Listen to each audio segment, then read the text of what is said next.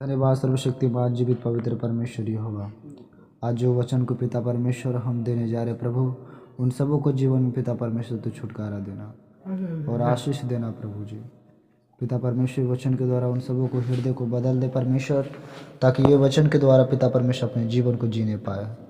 तेरे हाथों में समर्पण करते हैं, आशीष हमें ग्रह करें, यीशु के नाम में मांगते हैं, दया से सुन स्वर में ग्रहण करें, आमीन।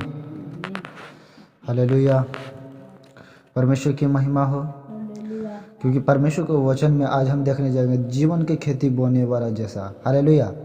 परमेश्वर के वचन में कहता है जो बोएगा वही काटेगा। परमेश्वर के वचन में कहता है कि जो मूर्ख मनुष्य है वो क्या सोचता है कि परमेश्वर नहीं है, और उसके बाद वचन बोलता है कि परमेश्वर को ठट्ठों में ना उड़ाओ, क्योंकि जो तुम बोओगे वही तुम क्या करोगे, काटोगे। जीवन का बीज डालोगे तो जीवन का बोई निकलेगा। तो मेरे प्रेमी परमेश्वर की महिमा हो। तो ना समय गवाते हुए हम परमेश्वर के वचन की ओर जाएंगे। गलातियों उसका 6 अध्याय उसके 7वें वचन में लिखा हुआ है, और उससे पहले हम 6 वचन को पढ़कर जाएंगे। तो यहाँ देखिए, जो वचन शिक्षा पाता है, जो वचन की शिक्षा पाता है वह अच्छी वस्तु को सिखाने वाला भागी करे। हालेलुया। वो अच्छे सिखाने वाला को क्या करे, भागी करे। उसके बाद 7वें वचन में देखिए, जो स्पष्ट रीति से परमेश्वर वचन को खोल दिया है। धोखा न खाओ। परमेश्वर का उपहास मतलब मजाक उड़ाना, मजाक में बात को करना। उपवास में नहीं उड़ाए जाते, मतलब मजाक में नहीं उड़ाए जाते। परमेश्वर को मजाक में नहीं उड़ाए जाते। हो परमेश्वर की है कि परमेश्वर हालेलुया हालेलुया बोलता है। ये लोग क्या बोलता है, आज जो मसीह विरोधी जो है वो एक ही बात तो बोल रहे हैं कि हालेलुया हालेलुया ये सब बोला, लेकिन हालेलुया का मतलब वो लोग ना जाना है। हालेलुया, अगर वो हालेलुया का मतलब जान जीते तो वो की करते, वो भी हालेलुया बोलना शुरू करते। क्योंकि हम सब जब परमेश्वर की वचन के ना जाने लिए तो हम उसे बोले कि हालेलुया हालेलुया की बोला। हालेलुया, हालेलुया की एक अन्य भाषा है, जो कि ये हम लोगों को अन्य भाषा, जो कि स्वर्गीय भाषा हम एक तरह से बोल सकते, स्वर्गीय भाषा है। हालेलुया जो है, आमीन और हालेलुया स्वर्गीय भाषा है। और जो हम स्वर्गीय भाषा बोला ये, तो स्वर्ग के जो लोग हैं यानी स्वर्गीय दूत और परमेश्वर वही सिर्फ समझा है, और बाकी मनुष्य जो परमेश्वर को जाना है वो समझा है। बाकी तीसरा आदमी जो है परमेश्वर को ना जानने वाला व्यक्ति, वो हालेलुया का मतलब कभी नहीं जानता। हालेलुया हालेलुया, ये हालेलुया क्या है? लेकिन हालेलुया का मतलब जिस दिन उसे समझ में आ जाएगा उस दिन वो हालेलुया खुद बोलना पाएगा। तो हम सब हालेलुया इसलिए बोलते हैं कि परमेश्वर की महिमा हो, परमेश्वर की आराधना हो, परमेश्वर की स्तुति हो, परमेश्वर की आदर हो। हालेलुया। तो क्योंकि हम लोगों को हर समय परमेश्वर का आदर करने का हम लोगों को परमेश्वर ने चुना है। परमेश्वर ने हम सबको महिमा करने के लिए चुना है। तो हम सब हमेशा क्या करते हैं, परमेश्वर की महिमा करते हैं। जब भी कह जाते हैं तो बोलते हैं हालेलुया हालेलुया। तो इस वजह से हम लोग हालेलुया बोलते हैं कि परमेश्वर की महिमा। और तीसरे नंबर हम बता रहे हैं आमीन। आमीन का अर्थ हुआ कि हम परमेश्वर वही जो बोल रहे प्रभु वैसा ही होने पाए। जिससे हम लोग प्रार्थना करते प्रभु उनके जीवन से बीमारी दूर हो जाए, आमीन। तो मतलब उनके जीवन से बीमारी दूर हो जाए, प्रभु ऐसा ही होना चाहिए। तो परमेश्वर के वचन में कहता है जो धोखा ना खाओ, परमेश्वर को उपवास में और नहीं उड़ाए जाते, क्योंकि मनुष्य जो कुछ बोता है वही काटेगा। हालेलुया। मनुष्य जो कुछ बोएगा वही काटेगा। मतलब अगर तो गलत रीति से अपन जीवन के जी रही तो गलती वाला जिंदगी तोर कटे वाला, अंत में तोर अगर पाप के साथ अपन जीवन की जी रही तो तोर पापी वाला जिंदगी जिसन कटनी कट, तो पाप वाला जिंदगी जिसन कटनी कैसे कट, कहने का मतलब है आप व्यभिचार कर रहे, चुगली कर रहे, चपाटी कर रहे, चोरी कर रहे, झगड़ा कर रहे, तो ओकर जो वो बीज बो रहे, तो ओकर बीज के अनुसार हम देख सकिए तो वो व्यक्ति परमेश्वर के राज में प्रवेश नहीं कर सका, तो कहाँ जा सका है, वो नरक जा सका है।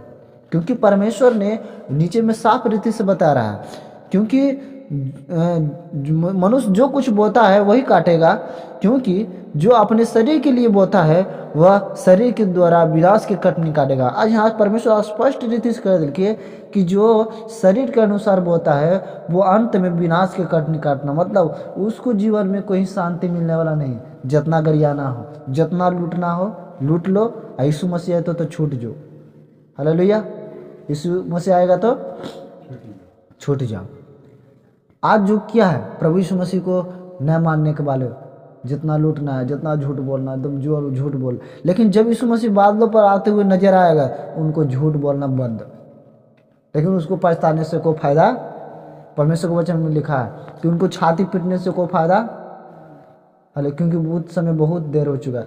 इसीलिए परमेश्वर ने हम सबों को एक वचन में यहाँ पर बोलता है, जो विनाश की कटनी के बारे में, जो शरीर के अनुसार बोता है वो शरीर के अनुसार क्या करेगा, काटेगा। हमें 11 वचन सोपदेश 11 दिया, उसका 8वें 12 वचन में इस प्रकार से लिखा है जवान अपनी जवानी के दिनों में आनंद कर, मगन रह, खुश रह, जैसा मन होता सच चल, लेकिन एक दिन याद रख जब परमेश्वर तुम्हारा विषय में न्याय करेगा और तुम्हारा लेखा लेगा। तो ये वचन जो है हमें यह दिलाता है कि हम जिस रीति से हम चलेंगे उसी रीति से हमारा जो है हिसाब होने वाला है, हमारा न्याय होने वाला है। क्योंकि हमारा परमेश्वर अन्याय करने वाला नहीं, हमारा परमेश्वर न्याय करने वाला। अगर जो कोई परमेश्वर को वचन के अनुसार जीवन को व्यतीत करता है और शरीर के वियोग नहीं बोता है, वो परमेश्वर उसे क्या करता है, आशीष देगा। उसके बाद हम परमेश्वर के वचन को देखेंगे, यहाँ पर साफ रीति से लिखा है, हाँ, विनाश की कटनी, और जो आत्मा के लिए बोता है वह आत्मा के द्वारा अनंत जीवन की कटनी काटेगा। क्या करेगा, जो आत्मा का अनुसार बोता है वो आत्मा का अनंत जीवन का कटनी काटेगा, जिसके अंदर में सहनशीलता हो। अगर परमेश्वर के वचन को देखेंगे 5 अध्याय मत्ती रचित सुसमाचार में, धन्यवाद जो नम्र है, धन्यवाद जो दीन है, धन्यवाद जो दुख करते हैं, धन्यवाद जो क्लेश करते हैं, क्योंकि वो स्वर्ग राज उन्हीं का है। तो वह परमेश्वर के वचन में कहता है वो अनंत जीवन का कटनी काटेगा। Hallelujah, hallelujah. परमेश्वर के वचन में वहाँ पर आप साफ रीति से हम सब देख सकते हैं कि धन्यवाद जो मन का दीन है, कि वो परमेश्वर को देखेंगे। तो जो मन के दीन रहते, जो आत्मा के बीज बोते, वो आत्मा के फल काटते, यानी कि अनंत जीवन। हम भले काम करने में साहस ना छोड़ें। यहाँ तक परमेश्वर भी वचन को बड़ा स्पष्ट रीति से हम सबको बता रहे कि भले काम करने में हम सबको साहस ना छोड़ना, हिम्मत के न तोड़ना है। भलाई काम करते रहना, चाहे ओकरा पीछे हमारा दुख कहन उठावे पड़े, चाहे ओकरा पीछे हमारा कुछ कष्ट कहन उठावे पड़े, तो हम उठेबे। क्योंकि मत्ती में 5 अध्याय में बोला है कि धन्यवाद जो रोते हैं क्योंकि वो एक दिन हंसेगा। हाले धन्यवाद जो शोक करते हैं क्योंकि वो एक दिन आनंद करेगा। तो इस प्रकार से परमेश्वर का वचन कहता है साहस न छोड़े, क्योंकि यदि हम ढीले ना हो तो ठीक समय पर कटनी कटेगी। हालेलुया। अगर हम ढीला ना रहेंगे तो सही समय पर कटनी कटेगा। हालेलुया, सही समय पर कटनी कटेगा। इसलिए जहाँ तक अवसर मिले हम सब के साथ भलाई करें, यानी जहाँ तक हमारा सबके मौका मिले, कोई चीज़ में अगर मौका मिले मदद करने में, अगर केकरो हॉस्पिटल कोई बीमार में है, कष्ट में, परेशानी में है, अगर कोई पड़ोसी बीमार में है तो उसके पास में जाना है, उसको मदद करना, जहाँ तक हम सबको साहस मिले उसको मदद करना है, प्रयास करना है कि उसको हेल्प करें, उनको जीवन बचाने के लिए आत्मा की रीति से, परमेश्वर के वचन की रीति से, जिस प्रकार से हो उस प्रकार से हम क्या करेंगे, उसको बचाने के लिए, परमेश्वर से हम उनको भलाई करने के लिए पूरा रीति से प्रयास करेंगे। और विशेष रीति से किसको बोल रहा है, विशेष करके विश्वासियों भाइयों के साथ करो, विश्वासियों के भाइयों के साथ उसको मदद करो, हेल्प करो। अगर कोई बीमारी में, कष्ट में, परेशानी में, उसके लिए प्रार्थना करो, उसको अगर यहाँ हो सके तो उसके साथ जाओ। हालेलुया। तो कहने का मतलब है, परमेश्वर का वचन कहता है शांति हमारा परमेश्वर है। Hallelujah, hallelujah. क्योंकि परमेश्वर हमारा जो है अद्भुत रीति से काम करने वाला परमेश्वर है। इसलिए जो कुछ हो सब हमें आत्मा के अनुसार चलना है। सर्वशक्तिमान जीवित पवित्र परमेश्वर, जितने लोग प्रार्थना को सुने प्रभु जी, उन सबों को जीवन में आशीष देना, और जितने लोग प्रार्थना को और वचन को सुने प्रभु, उनके जीवन में हिम्मत देना परमेश्वर, ताकि ये वचन के अनुसार पिता परमेश्वर अपने जीवन को जीने पाए। खुदावन पवित्र परमेश्वर, जितने लोग पवित्र परमेश्वर पिता परमेश्वर वचन को सुन लिया प्रभु, धन्यवाद देते हैं। आशीष अनुग्रह कर पिता, तेरा हाथों में समर्पण करते हुए छोटी सी विनती प्रार्थना प्रभु यीशु मसीह के नाम में मांगते हैं। दया से सुन स्वर में ग्रहण करें, आमीन। यीशु मसीह की सबों को जय मसीह की।